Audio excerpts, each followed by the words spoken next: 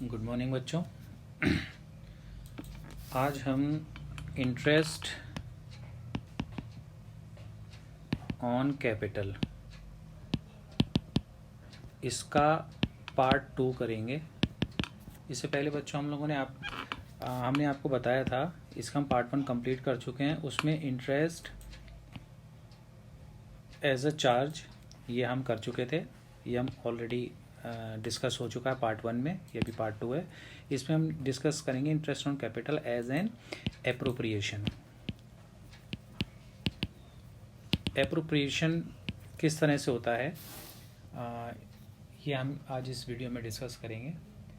तो हम ये पिछला वाला ही पार्ट 1 वाले ही एक एग्जाम्पल के थ्रू हम इसको समझ लेते हैं। मैं उसको चेंज नहीं कर रहा हूँ क्योंकि आसानी से समझ में आ जाएगा।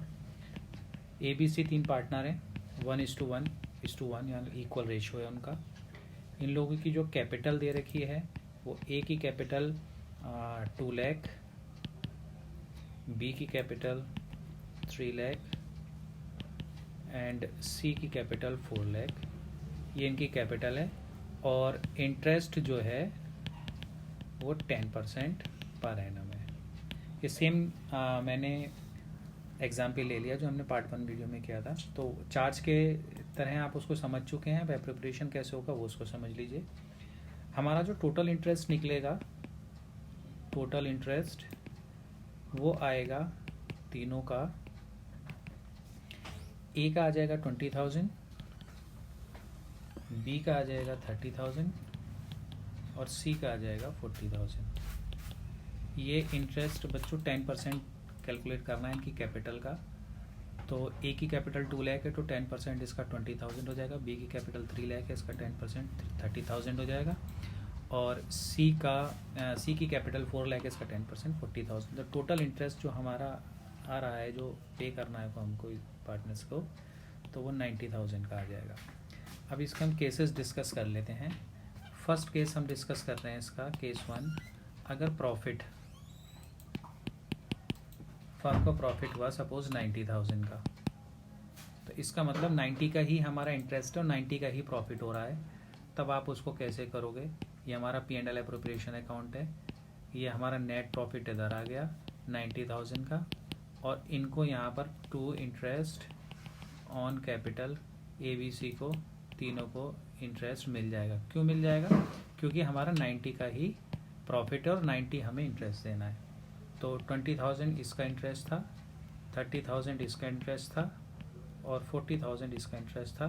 तो ये आ गया हमारा 90,000। तो कहने का मेरा मतलब ये है कि अगर प्रॉफिट जितना हो रहा है उतना ही अगर आपका इंटरेस्ट आ रहा है तो आप इस तरह से करोगे। अमाउंट चेंज हो सकती है, आप जानते हैं, मैंने एक एग्जांपल लिया है।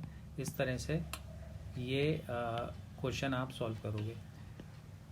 केस 2 आता है हमारा, अगर सपोज प्रॉफिट 99,000 दिया हुआ है, प्रॉफिट है हमारे पास, प्रॉफिट है 99,000 का।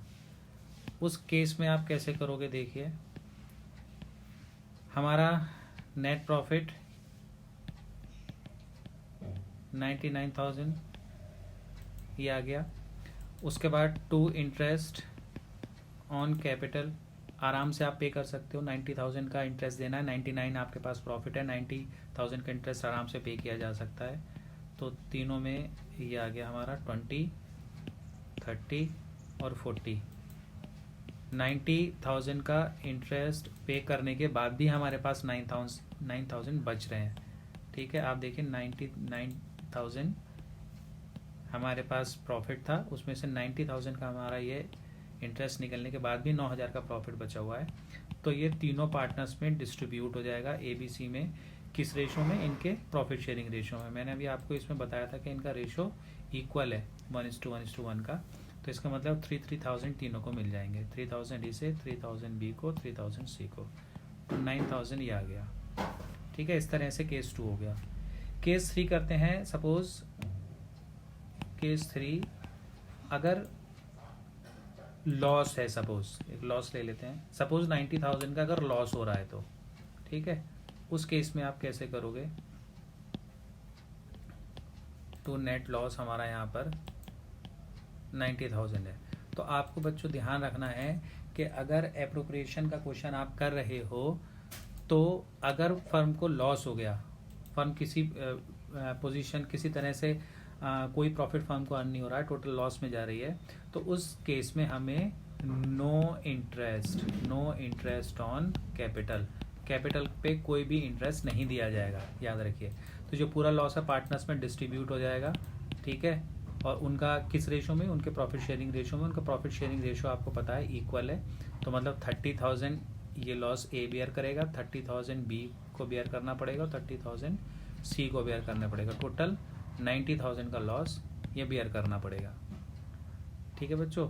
तो ये वो कंडीशन है जब फर्म को लॉस हो रहा है, ये केस 3, ठीक। अभी केस 4 करते हैं। मान लीजिए प्रॉफिट हो रहा है, ठीक है, लेकिन प्रॉफिट हुआ सिर्फ 18,000 का, यानी पार्शियल प्रॉफिट समझ लीजिए आप कि हमें देना तो इंटरेस्ट ऑन कैपिटल तो हमें पे करना है 90,000 का, तीनों का मिला करके, और हमारे पास प्रॉफिट सिर्फ 18,000 का है। आप देखिए, अगर हम यहाँ लिखते इंटरेस्ट ऑन कैपिटल, ये तीनों को देना है, ए को, बी को, सी को, तीनों को इंटरेस्ट ऑन कैपिटल मिलेगा। प्रॉफिट हुआ है तो ऑब्वियसली मिलेगा ही, ठीक है। कितना प्रॉफिट है? 18,000 का।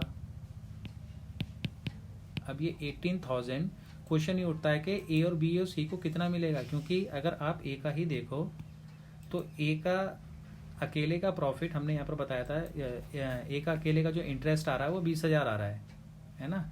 हमारे पास टोटल प्रॉफिट ही 18,000 है, तो हम कैसे दे सकते हैं? तो उस कंडीशन में हमें क्या करना होता है, हम इनके इंटरेस्ट के रेशो में इसको देंगे।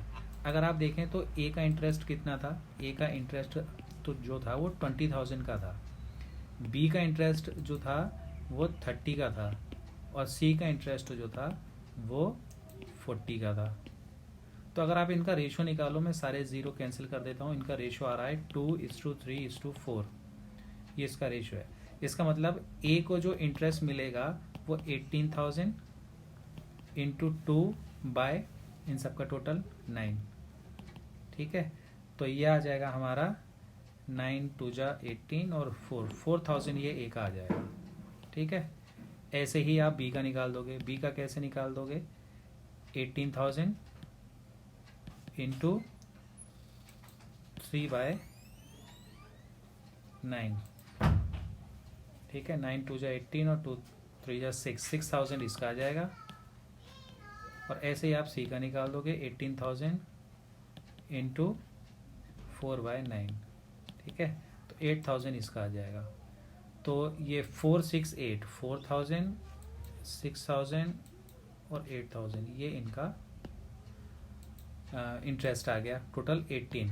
कहने का मतलब है कि जितना अगर आप पूरा नहीं पढ़ पा रहा है, प्रॉफिट पूरा नहीं पढ़ पा रहा है, इंटरेस्ट पूरा नहीं दे पा रहे हो, तो उनके इंटरेस्ट के रेशियो में आप उसको डिस्ट्रीब्यूट कर दोगे। तो इस तरह से आप इसको डिस्ट्रीब्यूट करोगे।